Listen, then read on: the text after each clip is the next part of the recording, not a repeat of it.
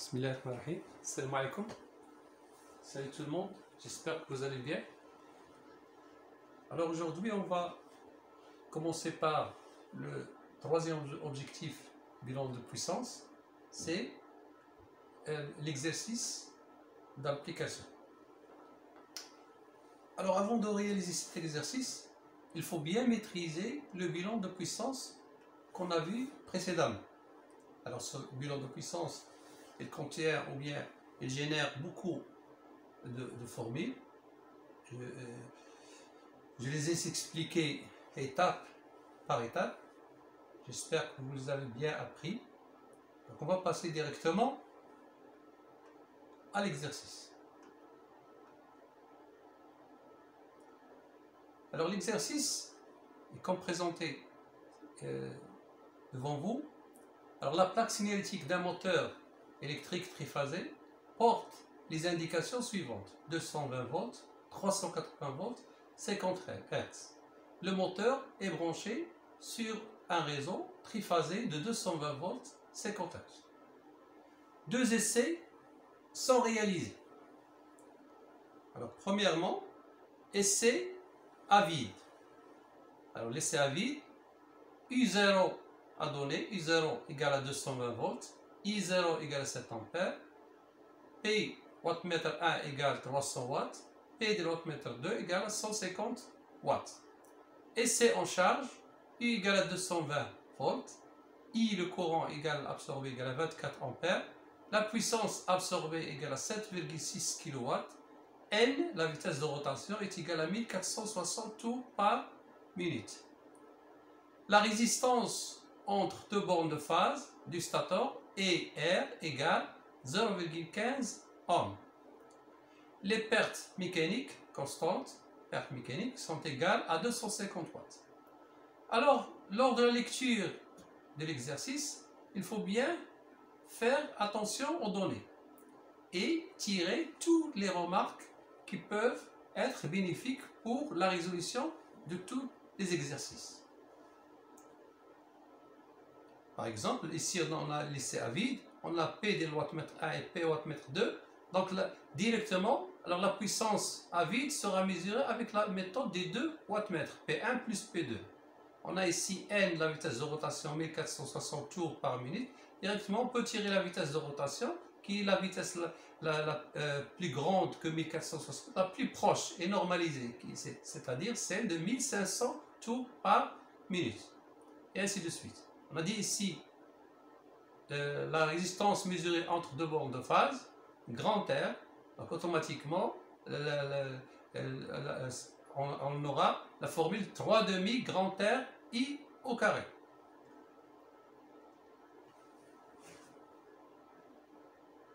Première question, quel doit être le couplage du moteur? Deuxième question, calculer le nombre de pôles des enroulements statoriques. Troisième question, calculer le glissement. Quatrième question, calculer les pertes dans le fer du stator. Cinquièmement, calculer le facteur de puissance en charge. Sixièmement, calculer la puissance transmise au rotor. Septièmement, calculer le couple électromagnétique. Huitièmement, calculer les pertes joules rotoriques en charge. Neuvièmement, calculer le couple utile. Et la dernière question, 10, calculer le rendement du moteur. Donc, vous voyez bien qu'on a traité presque tout les composants et le bilan de puissance. On va passer à la correction. Alors, comme on l'a dit, avant de résoudre un exercice, bilan de puissance de moteur à courant alternatif, il faut bien apprendre par cœur et bien maîtriser le bilan de puissance d'un moteur à courant alternatif.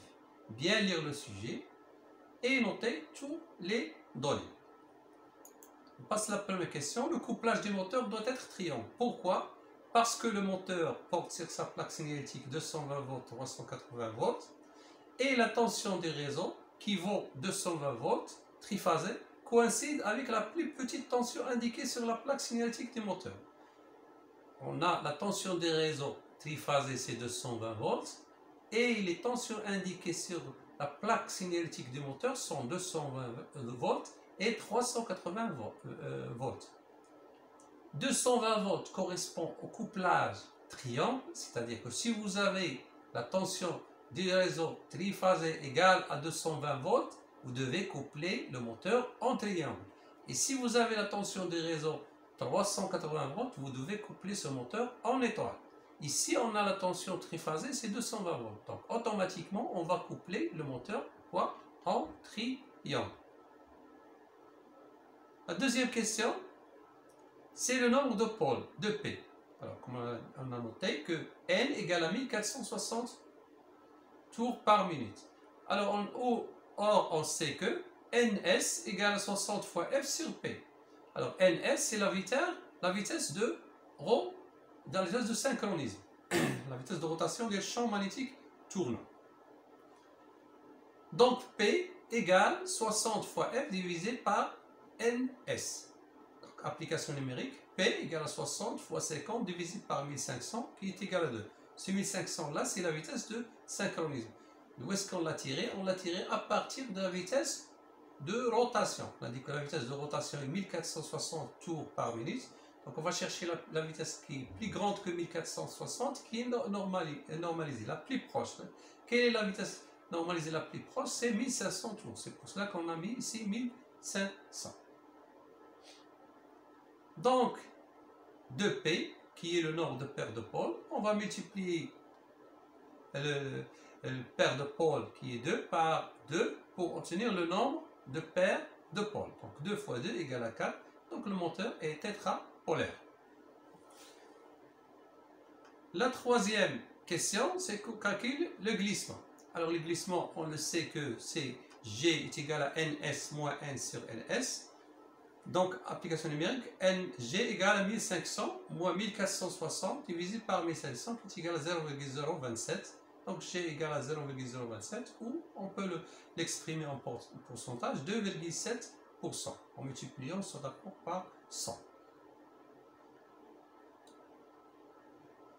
Les pertes fer ou bien les pertes dans le fer du stator, les pertes F.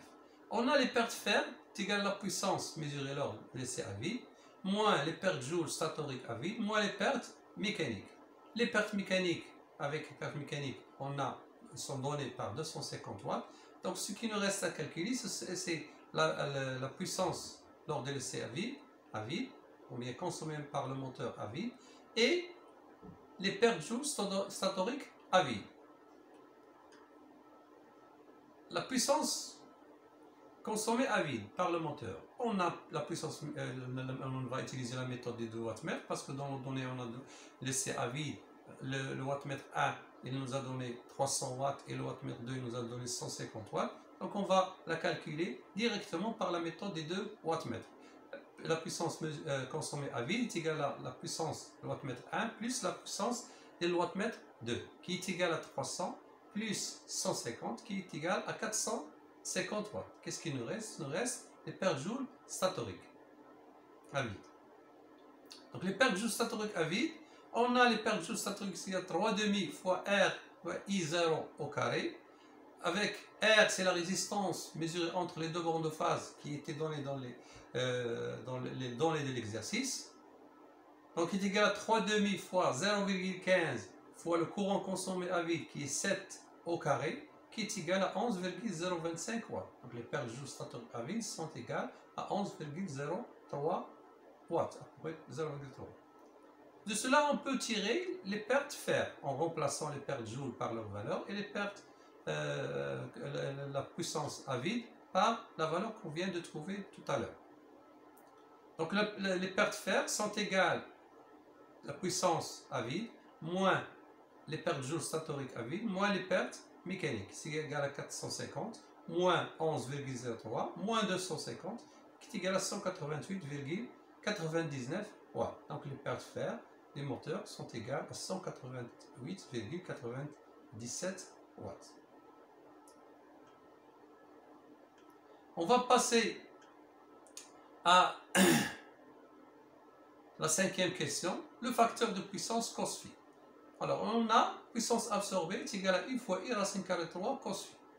Donc de cela, on peut tirer que le cos phi il est égal à la puissance absorbée divisée par U fois I racine carré 3. Si on va faire l'application numérique, cos phi égale la puissance absorbée, c'est 7600 watts, divisé par la tension U qui est égale à 220 volts, et par le courant nominal qui est égal à 24 volts, fois racine carré 3, qui donc est égal à 0,83. Donc le facteur de puissance du moteur en charge est cos phi égale à 0,83. C'est un très bon facteur de puissance. On va continuer. Alors, la sixième question, on doit calculer la puissance transmise au rotor.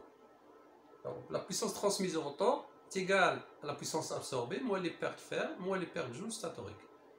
C'est-à-dire la puissance absorbée moins les pertes au niveau des stators. On vient de calculer les pertes fer, on va calculer les pertes, ce qui nous reste, c'est les pertes joules statoriques. La puissance absorbée est égale à 7600 watts, donnée par les données de l'exercice. Les pertes fer, c'est 188,97 watts. Donc ce qui nous reste à calculer, ce sont les pertes joules statoriques.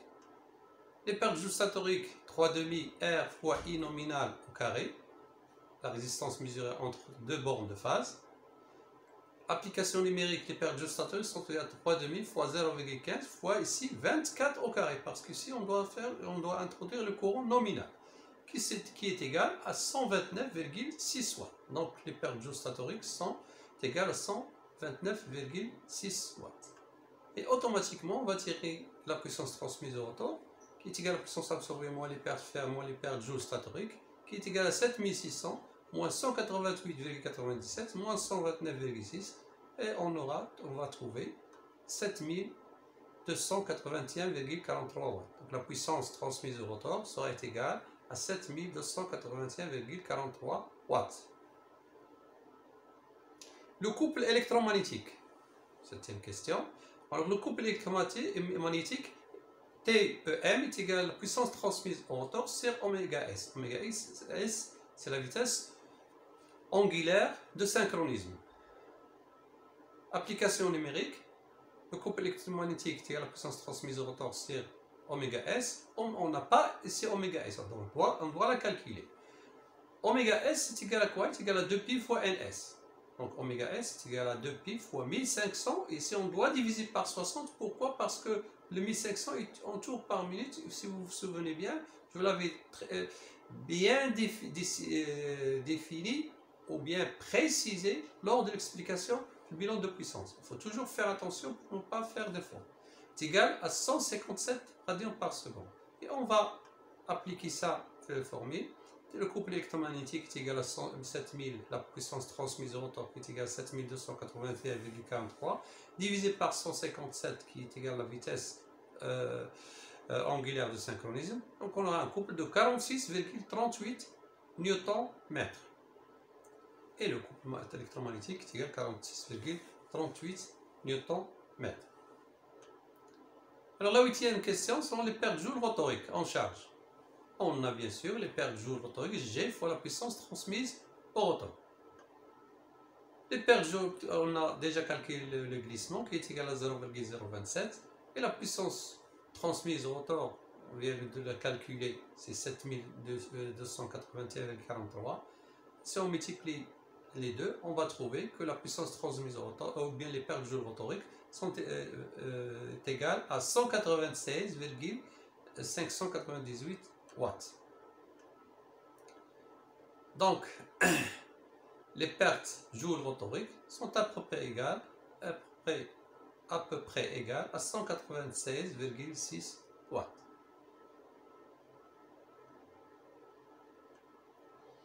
Le couple utile. Alors le couple utile, la 9e question, est égal à la puissance utile divisée par la vitesse oméga. Oméga, c'est la vitesse angulaire de rotation. Donc, on doit calculer la puissance utile et on doit calculer aussi oméga.